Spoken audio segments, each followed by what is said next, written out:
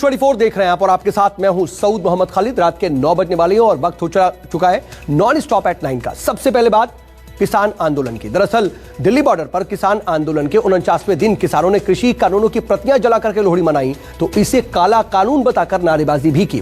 किसानों ने एक बार फिर दोहराया कि वो सुप्रीम कोर्ट की बनाई कमेटी के सामने उपस्थित नहीं होंगे। सिंघू बॉर्डर से टिकरी बॉर्डर तक ऐसे मनाई गई लोहड़ी। आंदोलनकारी किसानों ने देश के करीब 20,000 जगहों पर कृषि कानून की कॉपी जलाई तो लगे हाथ सरकार के साथ अपनी जंग को जारी रखने का संकल्प दोहरा दिया। इस बार लोहड़ी में एक खास घटना जरूर हो रही है। ये देखिए, कृषि बिल जो हैं वो जलाए जा रहे हैं, कानून जो काले कानून है वो जलाए जा रहे हैं। टिकरी बॉर्डर पे इस समय मैं हूं और टिकरी बॉर्डर पे लोगों ने फाड़ कर के जो कृषि कानून है वो फाड़ कर जला दिए। इस तरीके से लोहड़ी यहाँ पर मनाई जा रही है। सिंघू बॉर्डर पर कृषि कानूनों की प्रतियां जलाकर लोहड़ी मनाने वाले किसान नेताओं ने न्यूज 24 से खास बातचीत की। किसानों ने आगे के तमाम कार्यक्रमों का ब्यौरा दिया, जिसमें 26 जनवरी की ट्रैक्टर रैली भी शामिल है। 20 तरीक ਨੂੰ ਜਿਹੜਾ ਵਾ ਉਹ ਗੁਰੂ ਗੋਬਿੰਦ ਸਿੰਘ ਜੀ ਦਾ ਦਿਹਾੜਾ ਵਾ, ਉਸ ਦਿਹਾੜੇ ਨੂੰ ਮਨਾਇਆ ਜਾਊਗਾ ਤੇ 23 ਤਰੀਕ ਨੂੰ ਨੇਤਾ ਜੀ ਸੁਭਾਸ਼ ਚੰਦਰ ਦਾ ਜਿਹੜਾ ਜਨਮ ਦਿਹਾੜਾ ਵਾ ਉਸ ਨੂੰ ਮਨਾਇਆ ਜਾਊਗਾ ਤੇ 26 ਤਰੀਕ ਨੂੰ ਜਿਹੜਾ ਵਾ 26 ਤਰੀਕ ਨੂੰ ਜੋ ਸਾਡੀ ਟਰੈਕਟਰ ਪਰੇਡ ਹੋਣੀ ਆ ਉਹਦੇ ਵਿੱਚ ਬਹੁਤ ਵੱਡੀਆਂ ਤਿਆਰੀਆਂ ਚੱਲ ਰਹੀਆਂ। दिल्ली में कांग्रेस कार्यकर्ताओं ने भी किसानों के आंदोलन के समर्थन में कानून की कॉपियां जलाई और इसे काला कानून बताते हुए वापस लेने की मांग की। किसानों के आंदोलन पर सियासत भी कम नहीं हुई। बीजेपी ने सुप्रीम कोर्ट के फैसले का हवाला देकर किसानों को कमेटी से बातचीत करने की अपील की, लेकिन कांग्रेस ने कमेटी को सरकार समर्थक बता दिया। किसान भी अपनी बातों पर अड़े हैं, कह रहे हैं कि सरकार समर्थक कमेटी के साथ बात करने का क्या फायदा। सुप्रीम कोर्ट के गरिमा में राष्ट्र की गरिमा है, इसलिए नतमस्तक होकर सुप्रीम कोर्ट के फैसले को हम स्वीकार करते हैं।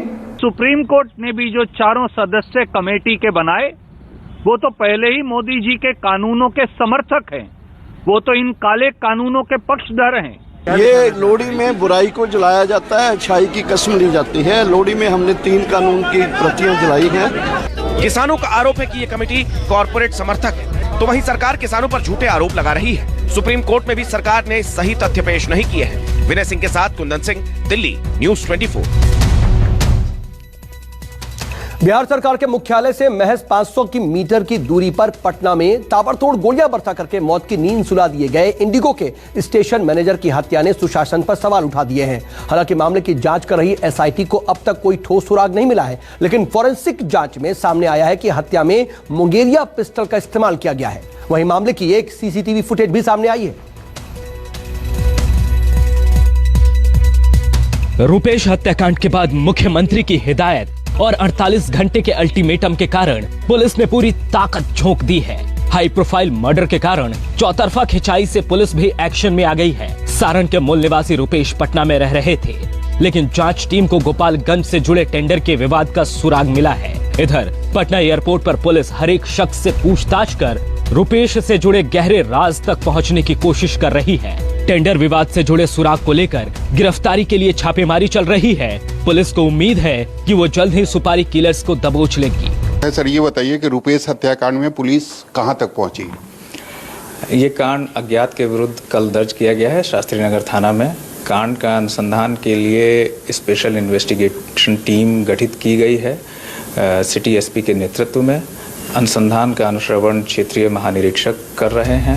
पटना के पुनाई चक के जिस अपार्टमेंट में रुपेश रहते थे उसमें 5 सीसीटीवी कैमरे लगे थे, लेकिन एक भी कैमरा काम नहीं कर रहा था। अगर कैमरा काम कर रहा होता तो हत्यारों की तस्वीर भी उसमें कैद हो जाती, लेकिन अफसोस कि आसपास के 2-3 अपार्टमेंट्स के कैमरे भी काम नहीं कर रहे थे। घटना स्थल से करीब 500 मीटर दूर एक कैमरा लगा था, जिसमें एक बाइक पर सवार 2 हमलावरों की तस्वीर कैद हुई है। पुलिस ने इलाके के मोबाइल टावर से करीब 1500 नंबर डंप किए हैं। पुलिस सूत्रों के मुताबिक शूटरों ने पहले पूरे इलाके की रेकी की और फिर इस खौफनाक वारदात को अंजाम दिया। पटना एयरपोर्ट पर स्टेशन मैनेजर इंडिगो के रुपेश इसी अपार्टमेंट में रहते थे और कल रात यहीं पे पूरी वारदात हुई थी। आपको बता दें कि कल जैसे ही वो अपने दफ्तर से इस अपार्टमेंट में आए थे और वहाँ उन्होंने हॉर्न बनाया। गार्ड संजोग से नहीं था, गार्ड की पत्नी ऊपर थी, वो नीचे से तब तक जो हमलावर थे उन्होंने वहीं पे घेर कर ताबड़तोड़ 6 गोलियां मारी और उसके बाद रुपेश की मौत हो गई थी। यह जितना हाई प्रोफाइल केस है पटना पुलिस के लिए, उतना ही यह ब्लाइंड केस भी है, क्योंकि अभी तक इसमें कोई क्लू नहीं मिल पाया है। सारण के जलालपुर निवासी रुपेश सिंह के भाई पेशे से ठेकेदार हैं। भाई को ठेकेदारी दिलाने में रुपेश महत्वपूर्ण भूमिका निभाते थे। रुपेश भले ही इंडिगो के स्टेशन मैनेजर थे, लेकिन उनकी पैठ राजनीतिक गलियारों से लेकर बड़े सरकारी अधिकारियों तक थी। यही वजह है कि पुलिस ठेकेदारी विवाद के एंगल से भी जांच कर रही है। कारण क्या है, कैसे हत्या हुई, कौन हत्या किया, तो हम लोग को जानकारी नहीं है। हम लोग को सूचना मिली, यहाँ से गए, हत्या हो गया। राजधानी में हुए इस हत्याकांड से पटना की सियासत भी गर्मा गई है। विपक्ष नीतीश सरकार पर हमलावर है तो सरकार सख्त कार्रवाई का भरोसा दे रही है। ये सिलेक्टेड और नॉमिनेटेड मुख्यमंत्री हैं। बीजेपी के लोगों ने सेलेक्ट नॉमिनेट किया और उनसे गृह विभाग जो है वो संभल नहीं रहा। माननीय मुख्यमंत्री जी ने इस तरह की घटनाओं को रोकने के लिए और हत्यारे की गिरफ्तारी के लिए आवश्यक निर्देश भी दिए हैं और पुलिस जल्द से जल्द हत्यारों तक निश्चित रूप से पहुंचेंगी और इसकी गिरफ्तारी होगी। प्राथमिक जानकारी में सामने आया है कि अपराधियों ने रुपेश की हत्या 7.65 mm की गोली से की है। इसके लिए मुंगेर की बनी हुई पिस्टल का इस्तेमाल किया गया है। पटना के बेउर जेल और हाजीपुर जेल में भी बंद सरगनाओं से पूछताछ की तैयारी है, क्योंकि हाल के दिनों में सुपारी किलिंग की घटनाओं में इनकी संलिप्तता सामने आई है। पटना से सौरभ कुमार और अमिताभ ओझा के साथ ब्यूरो रिपोर्ट, न्यूज़ 24। बेटियों की शादी की उम्र बढ़ाए जाने को लेकर के कांग्रेस नेता सज्जन सिंह वर्मा ने बेतुका बयान दिया है। वर्मा ने कहा कि लड़कियां 15 साल में ही बच्चे पैदा करने लायक हो जाती हैं।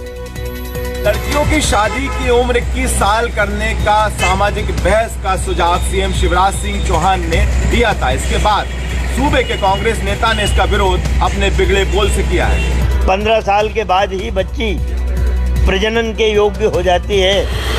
सुना आपने, ये महाशय कमलनाथ सरकार में पीडब्ल्यूडी मंत्री हुआ करते थे, सांसद भी रह चुके हैं। नाम है सज्जन सिंह वर्मा, लेकिन इनकी भाषा से इनकी सज्जनता का अंदाजा भी आप लगा सकते हैं। जरा एक बार फिर सुनिए, देश की बेटियों के लिए क्या सोच रखते हैं कांग्रेस नेता सज्जन सिंह वर्मा। डॉक्टर बोलते हैं 15 साल के बाद ही बच्ची प्रजनन के योग्य हो जाती है। ये बड़ा डॉक्टर हो गया है। लड़कियां माउंट एवरेस्ट को फतह कर रही हैं। लड़कियां आईएएस आईपीएस बन रही हैं। खेल का मैदान हो या जंग का मैदान, लड़कियां दुनिया में भारत की शान बन रही हैं। लेकिन इन बेटियों की खातिर नेताजी की सोच प्रजनन से आगे नहीं बढ़ी है। सज्जन सिंह वर्मा का बयान सीएम शिवराज के उस बयान के बाद आया जिसमें उन्होंने कहा था लड़कियों की शादी की उम्र 18 से बढ़ाकर 21 कर देनी चाहिए। बीजेपी ने सज्जन सिंह वर्मा के बयान के खिलाफ मोर्चा खोल दिया है, लेकिन सज्जन सिंह वर्मा को इसका जरा भी अफसोस नहीं है। वो सीएम शिवराज के लिए भी अभद्र भाषा का इस्तेमाल कर रहे हैं। सज्जन सिंह वर्मा क्या भूल गए कि उनकी पार्टी की राष्ट्रीय अध्यक्षा स्वयं महिला है। गांधी परिवार की बेटी प्रियंका गांधी उनकी नेता स्वयं महिला है। ये नंबर 1 बनने की कोशिश में उल्टे सीधे बयान देता है शिवराज चौहान, उल्टे सीधे निर्णय कराने की कोशिश करता है। अरे 13-14 साल की बच्ची की रक्षा तो शिवराज चौहान मध्य प्रदेश में तो कर नहीं पा रहा है। जिस तरह की शब्दावली का उपयोग पूर्व मंत्री सज्जन सिंह वर्मा जी ने किया है, ये कांग्रेस के संस्कार को दर्शाता है। सरकार की आलोचना विपक्ष का अधिकार है, लेकिन कई बार नेताजी ये भूल जाते हैं कि उनकी ऐसी भाषा का जनता पर बुरा असर पड़ता है। विपिन श्रीवास्तव, न्यूज़ 24, भोपाल। देश में 12 राज्यों में बर्ड फ्लू की पुष्टि के बाद लोग चिकन और अंडे से परहेज कर रहे हैं। चिकन मार्केट में सन्नाटा पसरा है और पोल्ट्री इंडस्ट्री को करोड़ों का घाटा हो रहा है। बर्ड फ्लू का कहर पूरे देश में फैलता जा रहा है और अब इसकी चपेट में मध्य प्रदेश के झाबुआ में मशहूर कड़कनाथ मुर्गे भी आ गए हैं। पहली बार कड़कनाथ मुर्गे में बर्ड फ्लू की पुष्टि से दहशत फैल गई है। इसकी चपेट में वो 2000 चूजे भी आ गए हैं, जिनका ऑर्डर क्रिकेटर महेंद्र सिंह धोनी ने एक पोल्ट्री फार्म को दिया था। झाबुआ जिले के रूंडीपाड़ा गांव में कड़कनाथ मुर्गी में H5N1 वायरस मिलने के बाद इसके चारे और अंडे को नष्ट करने का अभियान शुरू हो गया है। मध्य प्रदेश में बर्ड फ्लू का दायरा बढ़ते हुए देश भर में प्रसिद्ध मध्य प्रदेश के कड़कनाथ मुर्गे पर भी पहुंच चुका है।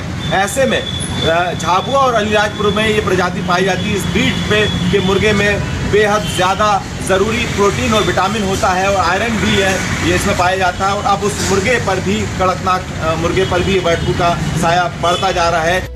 मध्य प्रदेश में अब तक 19 जिलों में बर्ड फ्लू की पुष्टि हो चुकी है, तो वहीं 42 जिलों में अब तक 2100 पक्षियों की मौत हो चुकी है। झाबुआ में इस बात की सैंपल में पुष्टि हो चुकी है कि कड़कनाथ मुर्गे में बर्ड फ्लू पाया गया है। इससे पहले मध्य प्रदेश के 3 जिलों में खासतौर पर इंदौर, नीमच और आगर मालवा में मुर्गियों में बर्ड फ्लू की पुष्टि हो चुकी है। और मध्य प्रदेश में अब तक 19 जिले बर्ड फ्लू से प्रभावित हो चुके हैं, जिनमें कौओं में इस बात की पुष्टि पहले ही हो चुकी है।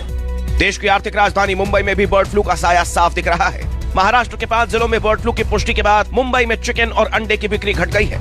रेट भी 25 से 30% तक गिर गए हैं। महाराष्ट्र खासकर मुंबई में बर्ड फ्लू का असर दिखने लगा है। इस वक्त हम हैं क्रॉफर्ड मार्केट के चिकन शॉप इलाके में और आप देख सकते हैं कि यहाँ से बड़े बड़े इलाकों में चिकन की सप्लाई होती है और यहाँ पर जो चिकन का रेट है थोड़ा सा डाउन हुआ है, थोड़ी सेल भी डाउन हुई है, लेकिन बहुत ज़्यादा अभी तक इसका असर नहीं पड़ा है। लेकिन अगर पूरे महाराष्ट्र की बात करें तो पूरे महाराष्ट्र के 5 जिलों में बर्ड फ्लू की पुष्टि हो चुकी है। यूपी की राजधानी लखनऊ में भी बर्ड फ्लू का खौफ साफ नजर आ रहा है। मुर्गे और अंडे की दुकानों में सन्नाटा पसरा है, लोग चिकन से परहेज कर रहे हैं। लखनऊ के सबसे मशहूर नॉनवेज पॉइंट पर पसरा हुआ ये सन्नाटा इस बात का सबूत है कि बर्ड फ्लू की दहशत लोगों पे कायम है और इसका सीधा असर चिकन और उससे जुड़े कारोबार पर पड़ता हुआ साफ तौर पर नजर आ रहा है। गुजरात के अहमदाबाद में भी बर्ड फ्लू को लेकर प्रशासन सतर्क हो उठा है। पशु चिकित्सालयों में स्टाफ को पीपीई किट में रहने का निर्देश दिया गया है। जितने भी प्राणी संग्रहालय हैं उनमें पक्षियों के एरिया जो है वो प्रतिबंधित कर दिए गए हैं टूरिस्ट के लिए।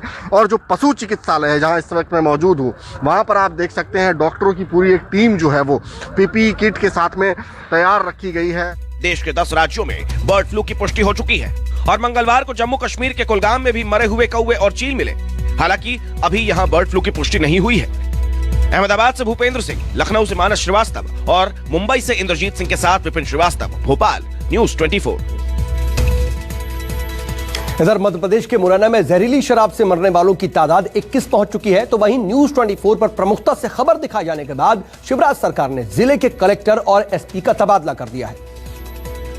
न्यूज़ 24 की खबर का एक बार फिर बड़ा असर हुआ है। मुरैना जहरीली शराब कांड में सीएम शिवराज ने जिले के एसपी, कलेक्टर समेत तमाम बड़े अधिकारियों पर गाज गिराई है, तो वहीं मुरैना जहरीली शराब में अब तक मौतों का आंकड़ा भी लगातार बढ़ता जा रहा है। एमपी के मुरैना में जहरीली शराब से मौत के बाद लाशों को सड़क पर रखकर चक्का जाम की तस्वीर आज भी नजर आई, क्योंकि मौत का आंकड़ा बीते 48 घंटों में तकरीबन दोगुना हो गया। जहरीली शराब ने 21 लोगों की जान ले ली। मुरैना में मृतक परिवारों के घर मातम पसरा तो सूबे की सियासत में हड़कंप मच गया। सीएम शिवराज ने आला अधिकारियों को सीएम हाउस में तलब किया और एक ही झटके में मुरैना के एसपी, कलेक्टर का तबादला कर दिया, साथ ही एसडीओपी को सस्पेंड कर दिया। श्री राजौरा जी और उनके साथ में 2 एडीजी स्तर के अधिकारी तत्काल मुरैना रवाना हो रहे हैं और वहां लगातार एक-एक बिंदु की बारीकी से जांच करके रिपोर्ट लाई।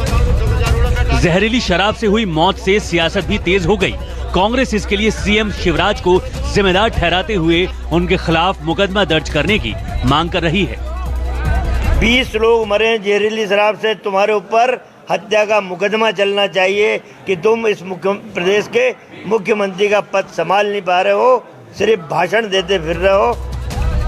इससे पहले मंगलवार को थाना प्रभारी, जिला आबकारी अधिकारी और बीट प्रभारियों पर गाज गिर चुकी है। पुलिस ने अब तक 2 आरोपियों को गिरफ्तार किया है, लेकिन 5 आरोपी अब भी पुलिस की गिरफ्त से बाहर हैं। अभी तक जो जानकारी 20 लोगों की मौत हो चुकी है, 2 लोग क्रिटिकल हैं और लगभग 13 लोग इलाजरत हैं। इससे पहले भी लॉकडाउन के दौरान एमपी के रतलाम में 10 और उज्जैन में जहरीली शराब से 14 मौत हुई थी, लेकिन शायद सरकार ने इससे सबक नहीं लिया। मुरैना से करतार सिंह के साथ विपिन श्रीवास्तव, भोपाल, न्यूज़ 24। आखिरकार कोरोना का काल बनकर वैक्सीन की पहली खेप राजस्थान पहुंच गई और एक खेप पुणे से सीधी जयपुर पहुंची, तो वहीं दूसरी खेप मुंबई से उदयपुर के डबोक एयरपोर्ट पर पहुंची। ढोल नगाड़ों के साथ यहां पर वैक्सीन का स्वागत किया गया।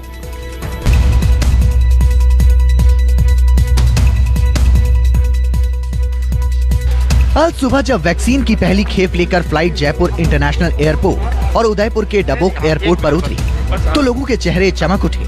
पूरी सुरक्षा के बीच वैक्सीन को स्टोरेज सेंटर तक लाया गया। खास तौर पर इसके लिए ग्रीन कॉरिडोर बनाया गया। वैक्सीन की गाड़ी को पुलिस और स्वास्थ्य विभाग की निगरानी में सेठी कॉलोनी स्थित स्टोरेज सेंटर तक पहुंचाया गया। इंतजार की घड़ियां खत्म हुई है। भारत बायोटेक की वैक्सीन जयपुर पहुंच चुकी है। यहाँ पर देख सकते हैं स्पेशल ग्रीन कॉरिडोर बनाया गया है एयरपोर्ट से सीएमएचओ के, और इस ऑफिस में सेठी कॉलोनी में स्थित है यह ऑफिस, और यहाँ पर स्टेट लेवल का स्टोरेज सेंटर है और एयरपोर्ट से इसे बड़ी पुलिस सुरक्षा के बीच में यहाँ पर लाया गया है वैक्सीन की डोज को। जैसे ही गाड़ी स्टेट वैक्सीन सेंटर पहुंची, ढोल नगाड़ों की आवाज गूंजने लगी। स्वागत में पहले से ही नाच गाना शुरू था।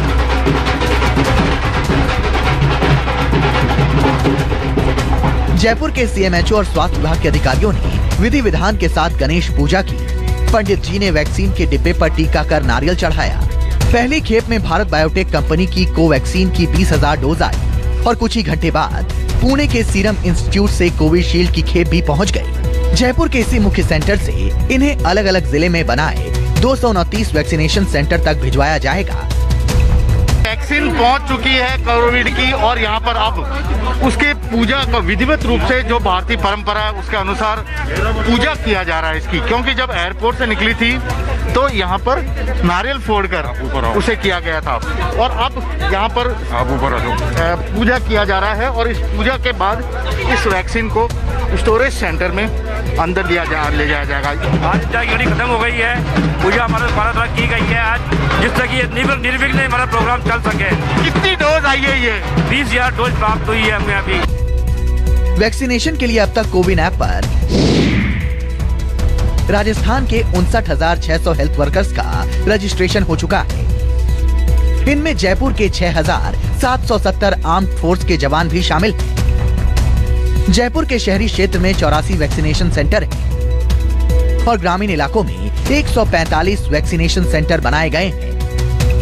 पहले चरण में वैक्सीन की 6,03,500 डोज है। इनमें 5,43,000 डोज सीरम इंस्टीट्यूट की कोविशील्ड वैक्सीन है, जबकि 20,000 डोज भारत बायोटेक की कोवैक्सीन है। ड्रग स्टोर सेंटर में भी लगभग 26,000 लीटर की क्षमता के 4 वॉक इन कूलर की व्यवस्था है, जो कि 2 डिग्री से लेकर 8 डिग्री के बीच तापमान पर वैक्सीन को सुरक्षित रखेगी। इसके अलावा केंद्र सरकार की ओर से 120 आइस लाइन रेफ्रिजरेटर भी भेजे गए। पहले चरण में जिन हेल्थ वर्कर्स को इसे लगाया जाना है, वो भी इसके आने से गदगद है। सेल्फी ले रहे हो पूरे इसके साथ, जिसमें वैक्सीन रखा जाना, कितने एक्साइटेड हो इस पूरे वैक्सीन को लेकर, क्योंकि आप पहले दिन से ये देख रहे थे कोरोना की प्रॉब्लम। लास्ट 9 मंथ से देख रहे हैं कि क्या हालत हो रखी है, सभी परेशान हैं इस चीज के लिए। अब फाइनली वैक्सीन आ गई है, अब किसी को बीमारी का सामना नहीं करना पड़ेगा। डेथ रेशियो बहुत कम होगी, जो भी है रिकवरी रेट और ज्यादा बढ़ेगी। राजस्थान में वैक्सीन का आगमन हो चुका है और अब इंतजार 16 जनवरी के उस पल का है जब पूरे देश में टीकाकरण के महाअभियान का आगाज होगा। KJ Srivatsan, Jaipur, news 24।